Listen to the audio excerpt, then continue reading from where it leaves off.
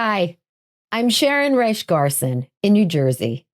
It's Saturday, October 18th.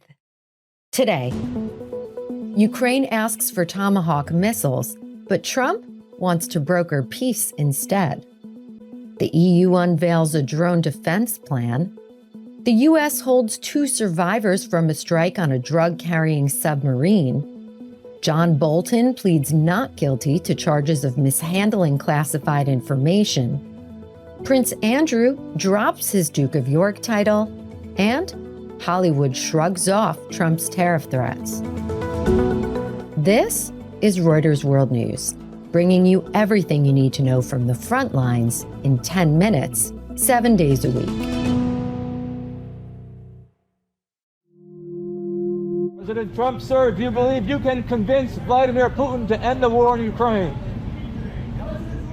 Ukraine's President Volodymyr Zelensky has met with President Trump in Washington. He's asked for Tomahawk missiles and air defense support, but Trump says he'd rather focus on ending the war than sending more weapons. We want Tomahawks also. We don't want to be giving away things that we need to protect our country. We have a very strong country right now. We have a strong military. We have the greatest military in the world. We have the greatest weapons in the world. I want to get this war over. Zelensky says he had a productive meeting with Trump at the White House and that he still trusts in the United States. We trust the United States. We trust President that he wants to finish this war. And it's difficult. It's very tough solution. It's understandable why. Just before the meeting, Trump announced a surprise summit with Vladimir Putin in Budapest. No one knows what Putin has said to Trump, but analysts say it could be a stalling tactic. I spoke to White House reporter Jeff Mason as he waited for Trump at Andrews Air Force Base. There's a lot of open questions there. The fact that President Trump is going to sit down with President Putin again alone means we're going to have to see what comes from that. There's also a question mark over whether President Zelensky would attend that summit and either hold a trilateral meeting between the 3 of them or separate meetings between himself and President Trump with President Putin. President Trump seemed to sort of dangle that as a possibility too, and we don't know if that's going to happen. So there are a lot of open-ended questions, but what I do think it's important for listeners to know is the facts on the ground show that Russia has continued its assault on Ukraine, despite whatever President Putin may have said in his phone call with President Trump. As Budapest prepares for a possible Trump-Putin summit, its Prime Minister, Viktor Orban, is fighting for re-election. On our latest podcast of On Assignment, we head to Hungary to find out what's at stake for the leader known as Europe's strongman. And while his anti-immigration policies fueled his rise, Hungary's weak economy may prove to be his undoing. But now there are no longer lines of people walking across the country or thousands of people at border checkpoints. Public attention has shifted. Now it's the economy that's seen as the number one issue. We'll put a link to the episode in today's description. While Zelensky and Trump sat down in Washington, over in Europe, countries are scrambling to build a wall to prevent against drone attacks. The European Commission has rolled out a new defense roadmap, and drones are at the center of it. Reuters European Affairs editor Andrew Gray is in Brussels. They have put forward this idea. At first, they called it a drone wall. It would be a mixture of systems, so sensors to detect them, possible different ways of intercepting them. That could be electronic jamming. It could be interceptors like rockets or even anti-aircraft guns, or it could be drones, which would fly close to the incoming drones and explode next to them or crash into them, kind of kamikaze drones. So a range of possible options depending on the scenario. The European Commission's idea would be to have some kind of initial operating capacity for this system by the end of next year, and then to have it fully operational in 2027. But it's not yet clear that everybody is signed up to this particular proposal. Some countries are reluctant to see the European Union, especially the European Commission, playing a more prominent role here. They think it's a matter for their governments or for NATO. Turning to other breaking news around the world, Prince Andrew says he's giving up the title of Duke of York after years of scandal tied to Jeffrey Epstein and backlash from the public. In a statement, Andrew says continued accusations against him are distracting from royal duties. He still denies all accusations. John Bolton has pleaded not guilty to 18 counts of mishandling national defense information. This is the strongest case yet among recent indictments of Trump's critics.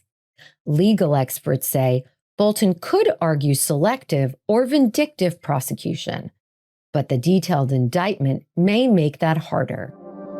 2 people are being held aboard a U.S. Navy ship. They were rescued from a suspected drug submarine in the Caribbean that was hit by an American strike. The survivors could be the first prisoners of war in a conflict Trump has declared against narco-terrorists from Venezuela. These are the first known survivors from recent U.S. attacks, and sources tell Reuters the strike killed 2 others. The Pentagon hasn't responded to a request for comment. Hollywood is sticking to its guns. While Trump has threatened a 100% tariff on movies produced outside the U.S., film studios are still shooting in places that offer tax incentives, like the UK and Hungary. And they're turning to production houses in Australia and New Zealand for special effects. Dawn Chmielewski covers the business of entertainment, and she says that for now, it's business as usual for filmmakers. When President Trump renewed his call for a 100% tariff, it really caught folks by surprise.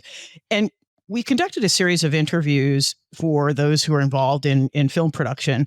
And what we learned is that really this time around, it was met by a bit of a shrug. So if you pause production this late in the year, that will affect film slates going forward and also the television production schedules. So at this point, the industry is assuming nothing will happen, at least not immediately, and continuing kind of full speed ahead. Film studios, just in a nutshell, what are they asking? What are they looking to do to soften the blow? The message from the film industry is please don't kill the golden goose here. Like there are other ways to respond to the very legitimate question of production flight. And you know, while actors can travel around the globe to go shoot in Sardinia, for example, that's not true of the makeup artists and the set builders and others who really do rely on a vibrant production economy here in Hollywood and in other places around the U.S. Let's talk sports. One of the world's biggest, F1, is in Austin this weekend for the U.S. Grand Prix. It's the second of 3 rounds taking place stateside, and F1's becoming more and more popular in the U.S. Sticking with sports in America, it seems like NFL season just kicked off, but we're already a third of the way through.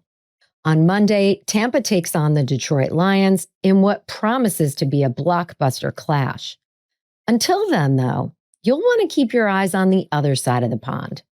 2 huge events are making headlines. Reuters sports editor Ocean Shine is here to tell us more. England's Premier League is back, and back with a bang. This weekend, we're treated to one of the sport's most iconic rivalries, Liverpool versus Manchester United. Forget the form, forget the league positions, those don't matter. It's all about pride, passion and fire when these 2 are involved. And if you're anything like me, you won't want to miss this next one. It's a sport I've always wanted to see. This weekend, the Royal Albert Hall swaps opera for oof as 150 kilos of pure sumo muscle crash down where Pavarotti once soared. London's most operatic room is about to echo not with arias, but with shiko stomps and salt tosses when some 40 rikishi, that's sumo wrestlers to you and me, will turn Kensington's grand old hall into a coliseum of clash and ceremony.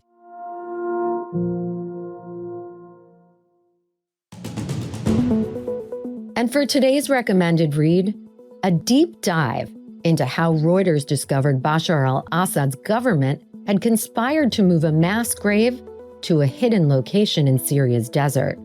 We'll drop a link to that story in the pod description. For more on any of the stories from today, check out Reuters.com or the Reuters app. Don't forget to follow us on your favorite podcast player.